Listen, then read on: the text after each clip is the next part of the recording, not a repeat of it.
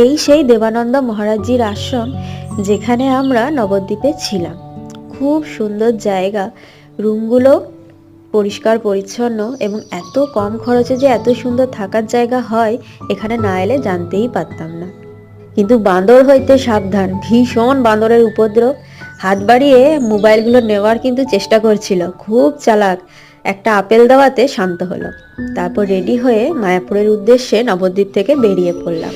10 টাকা করে টোটো ভাড়া নিল, পৌঁছে দিল ফেরিঘাটে। সেখানেও 10 টাকা করে টিকিট কেটে উঠে পড়লাম লঞ্চে। লঞ্চে ওঠার পর গঙ্গা নদীর যে অপূর্ব দৃশ্য, মনে হলো জলের মধ্যে কেউ সোনা গুলে দিয়েছে। সুদূর অতীতে চন্দন যখন তার সপ্তডিঙা ভাসিয়ে নবদ্বীপে আসে, তার দেখা হয় চুয়ার সাথে। দেখার সাথে সাথে তাদের মধ্যে ভালোবাসা হয়। সেই ভালোবাসাকে পরিণত দেয় শ্রী চৈতন্যদেব স্বয়ং নিজে। কারা এই চুয়া চন্দনের গল্পটা জানো?